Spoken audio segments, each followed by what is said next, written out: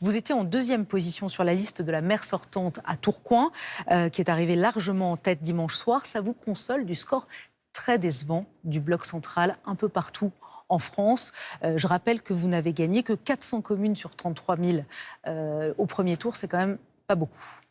Oui, incontestablement, nous manquons d'implantation locale. Alors, je suis très heureux à Tourcoing, où je suis élu et réélu depuis maintenant quasiment 20 ans, d'avoir le soutien de ma population, avec Doriane Bécu, la maire de Tourcoing, ce qui montre qu'on peut être dans une ville populaire, être soutenu, même quand on fait des choses nationalement. Mais en effet, je pense que ces élections municipales, c'est aussi un cri. C'est un malaise, un mécontentement dans ce pays, des gens qui votent à l'extrême gauche, à l'extrême droite. Il ne faut pas les juger. On peut juger les partis politiques, mais les électeurs, qu'est-ce que ça dit de votre faiblesse, de la faiblesse du bloc central au bout de 8 ans? Un peu d'usure politique, sans doute, mais aussi une implantation locale qui a manqué.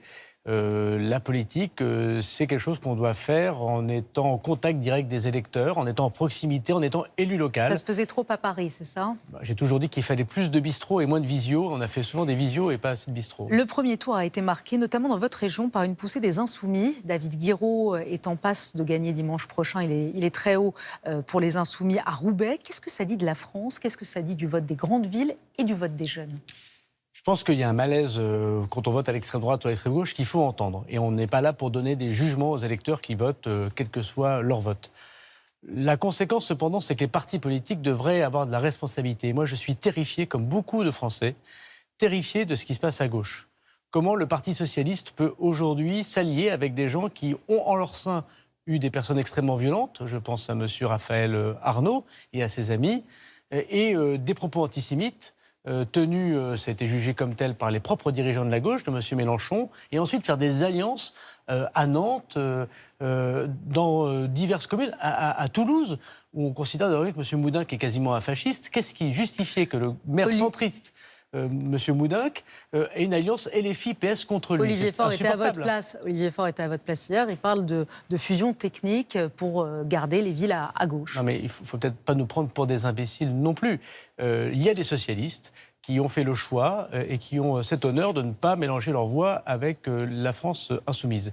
Ce sont mes adversaires politiques, mais je les respecte profondément pour ça, ils sont républicains. Ceux qui font des alliances avec la France insoumise aujourd'hui, en toute connaissance de cause, ce n'est pas technique, c'est politique. Et ils perdent leur âme en le faisant. Et je sais qu'il y a beaucoup d'électeurs de gauche qui sont terrifiés par le choix que fait une partie seulement, du Parti socialiste. Au Havre, Édouard Philippe est largement en tête. S'il gagne dimanche, il sera le candidat naturel du bloc central pour 2027. Il sera votre candidat, Gérald Darmanin? Moi, je souhaite que Édouard Philippe, qui a fait un très bon score au premier tour, ce qui montre qu'il est un excellent maire, et lui est implanté localement dans une ville populaire, gagne très largement dimanche prochain. J'ai énormément d'estime pour lui. C'est sans doute un grand espoir. Il faut qu'il rassemble désormais, qu'on ait un seul candidat, qui nous présente un projet qui soit à la fois très ferme sur les questions régaliennes, mais aussi à l'écoute sociale de notre population. Mais vous le suivez, si dimanche il gagne, pour vous, c'est lui? Moi, j'ai une dimension gaulliste sociale. Voilà, Édouard est peut-être un peu plus libéral. Peut-être que nous pouvons discuter, en effet, pour ensemble, et avec les autres, évidemment, je pense à Bruno Retailleau et Gabriel Attal, soutenir un seul candidat. Emmanuel Macron a convoqué ce matin une réunion sur le narcotrafic. Demain, vous présentez un projet de loi pour accélérer la justice criminelle. Évidemment, l'actualité a été marquée par ce vaste coup de filet contre la DZ Mafia, la célèbre mafia qui tient Marseille, qui tient les quartiers nord. 25 personnes ont été arrêtées, mises en examen. Vous diriez que cette mafia, que la DZ Mafia a été décapitée, Gérald Darmanin? Je dirais qu'elle a pris un grand coup de frein par le travail que nous faisons depuis 2 ans sous l'autorité du président de la République. C'est quand j'étais ministre de l'Intérieur qu'on a créé la première organisation de lutte contre la DZ Mafia à la police judiciaire. Nous avons arrêté les principaux dirigeants, 15 d'entre eux sont écroués.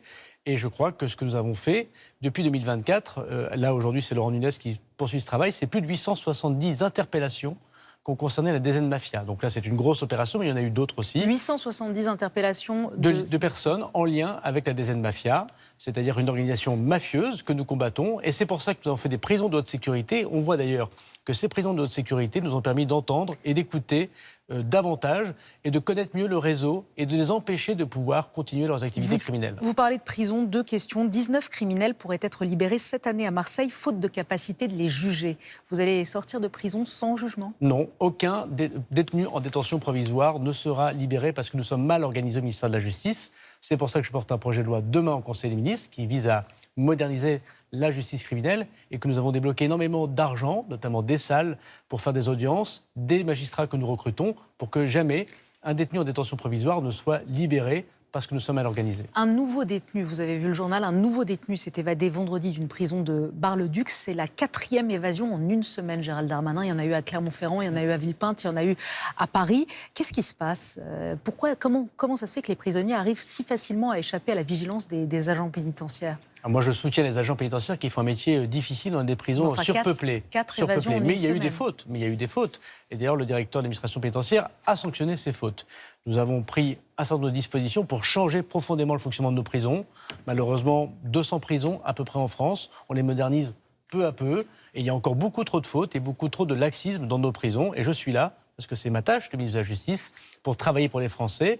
La sanction, on m'a souvent dit que j'étais trop ferme pour les prisons, mais ma sanction, la façon dont on doit gérer les prisons, c'est une prison où personne ne doit s'évader, bien évidemment. Des sanctions seront prises et des changements profonds sont en train d'être mis en place. Merci d'avoir été avec nous ce soir. Merci d'avoir été l'invité du 20h.